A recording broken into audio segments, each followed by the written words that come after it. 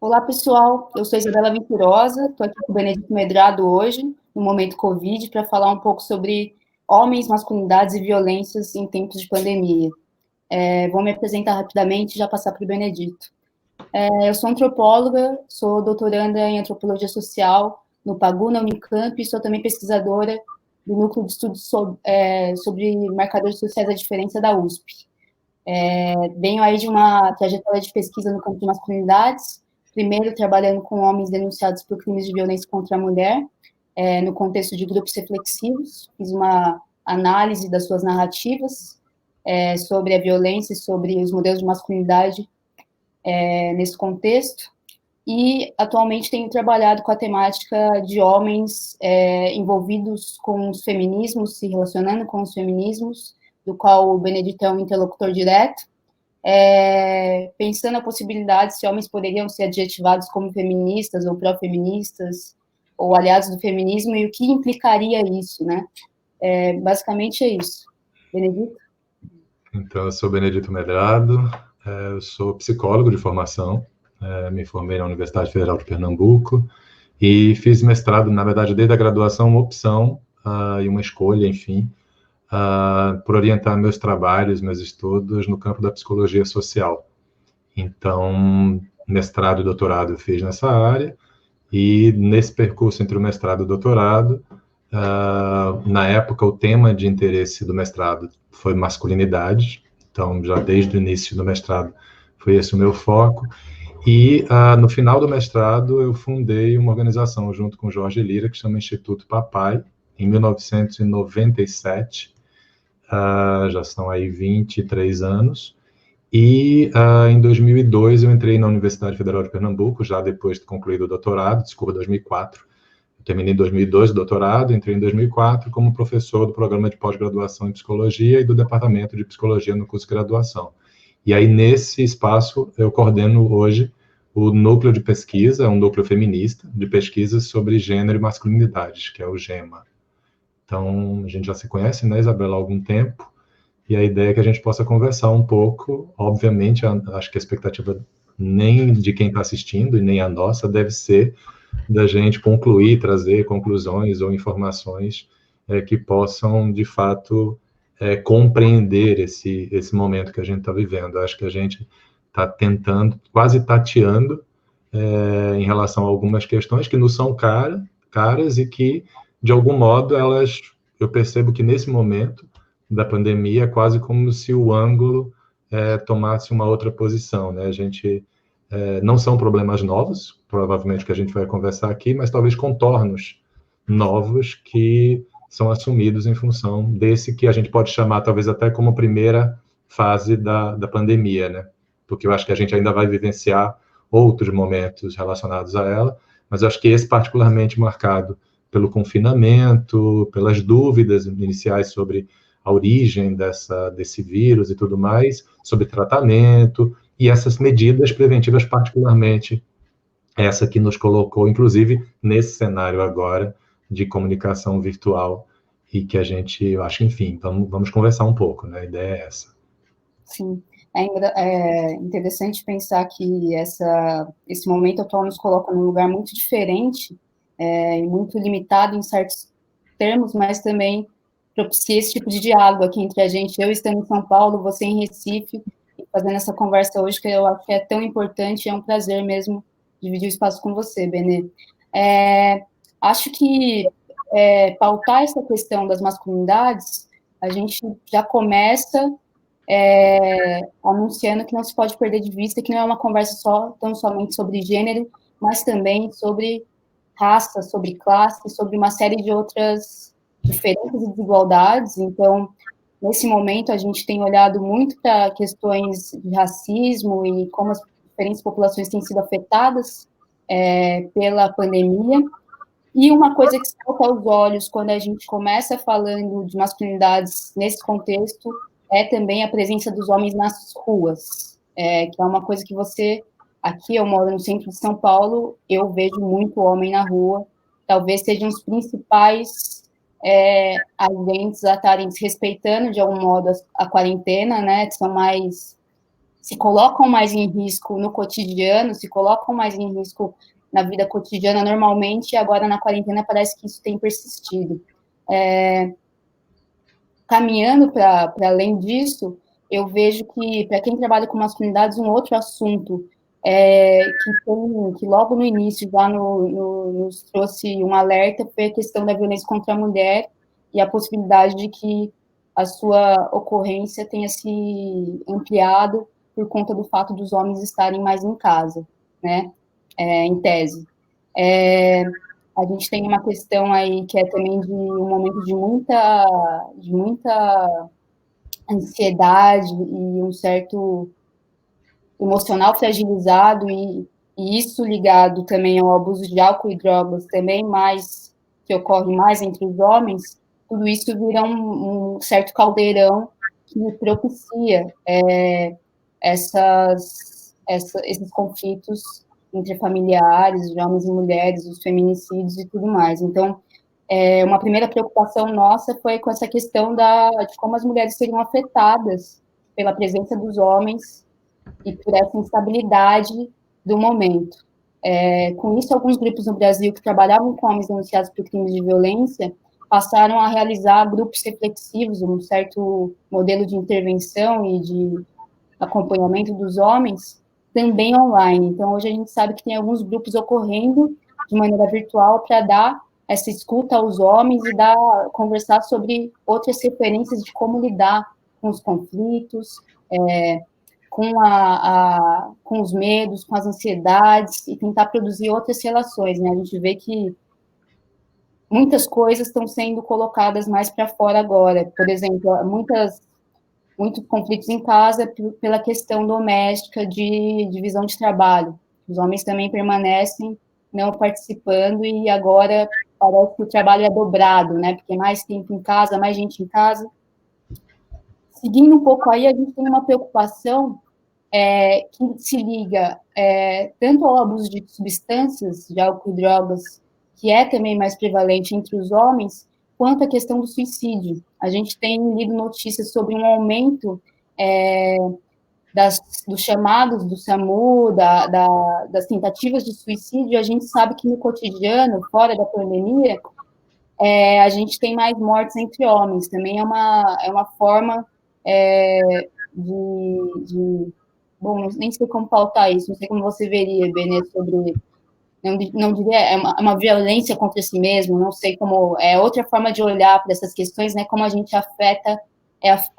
se afeta por essas vulnerabilidades todas. Por fim, a gente tem observado também que, apesar da quarentena, as nossas polícias têm matado mais, né, e tem a questão da violência urbana tem afetado mais aos homens, principalmente em zonas mais pobres no país. E aí a gente tem o caso mais recente do João Pedro, que faleceu semana passada, assassinado por policiais no Rio de Janeiro. E daí a gente tem a grande questão, que é como a juventude negra e os homens negros, de maneira geral, têm sido afetados por políticas que não são exclusivas ao momento do Covid, mas que são cotidianas há décadas. Acho que essa é uma primeira forma de olhar das questões que estão ligadas à masculinidade nesse momento, mas não só, e para manter o nosso olhar atento a isso que está também recortado por classe e raça.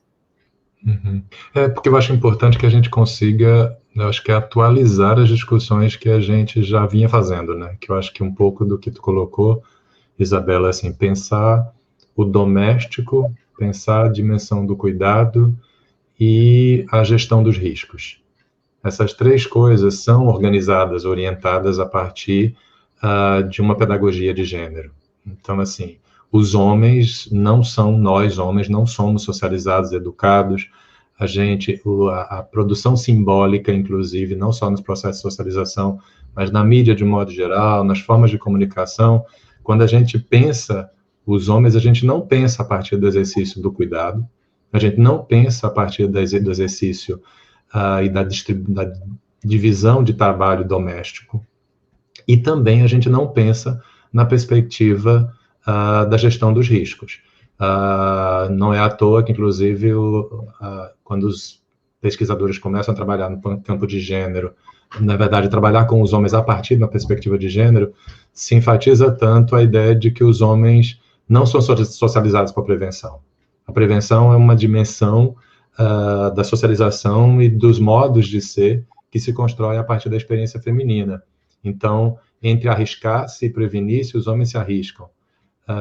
Isso, óbvio, a gente está falando aqui numa perspectiva dos processos de socialização e de uma certa matriz que busca, de algum modo, estabelecer modos de ser. Então, essa matriz machista, uma matriz patriarcal, ela organiza a socialização dos homens a partir dessas referências. Não significa que todos os homens são assim, não significa que todos os homens reproduzam esse modelo.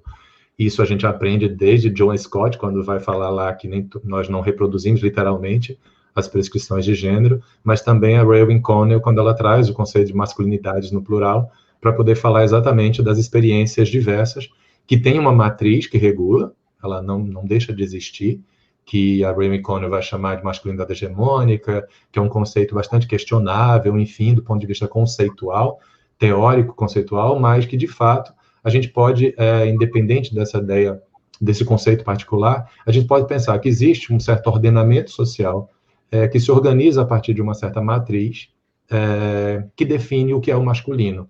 E essa matriz, ela é sexista, óbvio, porque exatamente ela é baseada na desigualdade de gênero, mas ela também é LGBT-fóbica, e a gente precisa explorar isso, assim, falar inclusive das experiências dos homens dentro dessa matriz LGBT-fóbica, desde aqueles homens que violentam outros homens e outras mulheres, LGBT no caso particularmente, porque não conseguem elaborar os seus desejos, ou como algumas pessoas inclusive discutem isso, falam muito sobre isso, será que um agressor, um LGBT-fóbico não teria desejos também? A gente pode questionar, pode desenvolver, pode até inclusive encontrar pessoas que tenham essa perspectiva e que, de algum modo, produziu essa reação ao seu desejo, pela impossibilidade do seu desejo, essa pode ser uma reação, mas não é 100% aplicável a qualquer pessoa que pratica LGBTfobia, inclusive exerce LGBTfobia. Mas a gente também poder pensar nessa mesma dimensão, já que eu estava falando do doméstico e do cuidado, né? Pensar a noção de risco a partir dessa matriz, certo? Que é uma matriz, como eu dizia, de gênero sexista, uma matriz no campo da sexualidade LGBT-fóbica e das identidades de gênero, de respeito, inclusive, às possibilidades de existência do masculino em outros corpos, mas também ela é racista. Porque quando a Connell fala sobre a masculinidade hegemônica, inclusive, ela é branca, essa masculinidade, ela é heterossexual, mas ela é das classes dominantes. E aí, quando a gente está falando de classe dominante, particularmente em um país colonizado como o nosso, onde vamos dizer assim, a tecnologia que produziu a colonialidade, ela se apoiou no racismo, então essa masculinidade central, esse modelo masculinidade central, sendo patrimonial, pensando nessa perspectiva, ele é racista, ele se reproduz a partir do racismo. E aí a gente consegue perceber isso nas tensões diversas entre os corpos que, ao nascerem, foram designados como homens. Então, a violência não acontece só dos homens em relação às mulheres, mas dos homens em relação a outros homens, sejam homens homossexuais, sejam homens negros, sejam homens de identidade de gênero trans, que também são alvo dessa violência que é baseada nesse modelo central de masculinidade. Então, quando a gente fala, de fato, dessa construção de modos de ser, a gente tem que entender que existe essa matriz. E aí talvez a gente precise questionar tanto os modos de ser que produzem e reproduzem violência, mas também, principalmente, às vezes, essa matriz que reproduz uma certa naturalização dessas práticas de violência. Esse senhor que, recentemente, no alto da sua casa, em Alphaville, aquela câmera gravada aparentemente por uma mulher policial, dá a impressão de ser uma mulher policial, pelo final da frase dele, né, em algum momento ele diz, e você também aí, e ele fala aparentemente com uma mulher, é um homem branco no alto, e eu acho interessante, a posição da câmera mostra isso, da sua casa em Alphaville, no alto da sua branquitude, no alto dos seus, como ele diz, 300 mil reais por mês, agredindo um outro homem que vai, inclusive, para o exercer o poder de justiça, inclusive porque foi chamado esse policial em função de uma denúncia de violência contra a mulher. Então, ele vai para a casa desse senhor, e esse senhor usa naquele texto relativamente curto toda a dimensão do que significa, de fato, aquilo que ele diz depois que não lembra ter dito. Sim. Que é exatamente o que ele se defende no final. Eu estava fora de mim. Não, ele estava muito dentro dele. Ele estava dentro daquele modelo que organiza, né, as formas que permitem, que naturalizam e que, de algum modo, dizem, não, esse é o exercício de uma masculinidade permitida, de uma masculinidade aceitável, né? Que é essa que a gente questiona. Inclusive, assim, dizendo, inclusive, que ela afeta mulheres e homens de diferentes formas, né? Sim, e no cruzamento dessas, acho que bem lembrado esse caso de Alphaville, porque no cruzamento de todas essas diferenças que não são meras diferenças, mas desigualdades mesmo. No vídeo ele fala, ele demonstra não só que ele é homem, né, aquele homem, mas que ele é um homem branco, que está em Alphaville, não na periferia, então que o policial não pode descer para cima dele, e que tem posses, que faz, sei lá, 300 mil por mês, eu nem lembro quanto era, porque também é uma quantidade de dinheiro irreal, né? Eu acho... Pior, não é irreal, ela é real. Não para nós. Os nossos olhos que pensam, inclusive, na possibilidade de distribuição de renda, de equidade, enfim, né? Mas eu acho interessante pensar, dar esse olhar que demonstra que também a violência não está só nesse homem que vai violentar essa mulher, mas também nessas outras formas que se concretizam quando um policial mata um jovem negro, que se concretiza quando você tem um ministro do meio ambiente predatório e vê que, ao mesmo tempo que a gente tem uma pandemia, a gente tem também os maiores índices de desmatamento. São todas questões que estão ligadas também ao masculino, né? Que tem uma forma de ser masculina, digamos. A gestão do governo central, na verdade, desde o golpe contra a primeira e única mulher que nós tivemos eleita nesse país, após aquele golpe, a primeira formação de ministério não é por coincidência que foi 100% de homens. Posteriormente, inclusive, a extinção dos espaços que dialogam sobre isso dentro do governo central também não é por acaso. E, às vezes, não extingue, né? Reduz de tal modo que não precisa nem extinguir. É quase como se não existisse, mas está ali com muito pouco espaço e possibilidade, de fato, de intervir. E se a gente olhar, inclusive, essa cena recente que veio ao ar e foi publicada, enfim, da reunião dos ministérios, você vê claramente um exercício de masculinidade baseada nesse modelo central. Esse modelo central que desrespeita o outro, que desconsidera o outro, que coloca o outro sob a opressão e, obviamente, sob o mando de quem fala, né? De quem pode falar e de quem, de fato, tem esse falo. Então, acho que, assim, a gente tem muitas coisas que precisariam ser pensadas, não é a única, obviamente, a única linha de reflexão sobre esse momento que a gente está vivendo, mas a gente precisa pensar, de fato, assim, esse ordenamento político que hoje ignora, inclusive zomba dos outros. Eu lembro a primeira vez que eu coloquei uma máscara, eu ouvi risadas, e a risada, óbvio, vinha de um homem.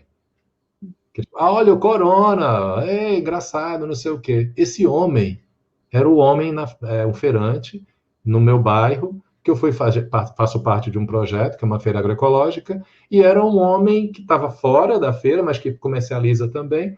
Esse homem foi infectado, melhor, foi contaminado. Ou seja, o preço que se paga pelo exercício dessa masculinidade é o que a gente está falando desde o final da década de 90. E a gente continua falando, certo? Quase um ciclo que se retroalimenta, porque ele produz privilégios, mas, ao mesmo tempo, ele produz privações. E a gente precisa mostrar para homens e mulheres, porque as mulheres, eu acho que elas já, a partir do próprio movimento feminista, das conquistas do movimento feminista, do avanço, elas já percebem isso. mas os homens ainda não percebem que esse modelo também reproduz e produz para eles formas diversas de opressão. Uhum. Sim. E aí também eu acho que vale lembrar em como a figura do Bolsonaro, né, do nosso representante maior, tem um impacto enorme na vida das pessoas por dar o exemplo, né, o mau exemplo dessa masculinidade que faz troça das coisas, que minimiza e não exerce esse cuidado que você está exatamente colocando, né, essa ausência do cuidado com o outro, com outras vidas, né. E, por consequência, a gente tem aí, né, o Brasil está em segundo lugar. Em um mês, a gente passou de 10º lugar no número de casos confirmados, porque a gente sabe que tem subnotificação, e a gente só está abaixo dos Estados Unidos, que também é liderado por um outro homem que também reproduz esse mesmo ordenamento. Não é à toa que Bolsonaro, inclusive recentemente, disse: vamos lidar com essa situação como homem. Eu não sei se vocês chegaram a acessar isso. Essa síntese que ele faz é exatamente isso que a gente está discutindo aqui. A gente tem mais de 500 mil de pessoas no Brasil, gente. Mais de 530 mil pessoas estão contaminadas. E a gente ainda precisa dizer que é importante se cuidar, que é importante prevenir. Então, assim, a gente já passou do momento de que a gente possa tolerar certas produções. Eu acho que está chegando no nível que o que está acontecendo hoje nos Estados Unidos e que aconteceu recentemente na Avenida Paulista, em São Paulo, nesse domingo, é que as pessoas já estão sem condições mais de suportar as formas de descaso que esse governo expressa, né? A gente tem mais de 100 mil pessoas que morreram. Isso, assim, é uma outra matriz. Eu acho que, assim, a gente precisa investir nessa matriz da solidariedade, precisa investir nessa matriz que eu considero feminista, que é pensar uma sociedade mais justa, com equidade, que a gente possa pensar que as desigualdades devam ser enfrentadas e que é assim que a gente produz saúde. Não é evitando doença, mas sim produzindo, de fato, estratégias para saber até lidar com as doenças, porque as doenças fazem parte da vida. Então, adoecer sempre acontecerá, a morte também é parte da vida, mas a gente poder trabalhar de forma preventiva e saber como enfrentar as circunstâncias, para mim, a gente só pode fazer com base no que eu considero os pilares do feminismo. Sim, total. Acho que é isso, Benê. É isso, né, querida? Vamos esperar que sejam momentos melhores daqui para frente, né? Vamos esperar que domingo tenha sido o início de alguma coisa. Pois é, que a gente consiga encontrar novos caminhos. E agradecer também ao pessoal das Lavras Incendiadas, o pessoal do Pagu, particularmente a Regina, que nos Carol Parreiras. E a Carol. Um grande obrigado por convidarem a gente para fazer essa conversa. Um abração para vocês.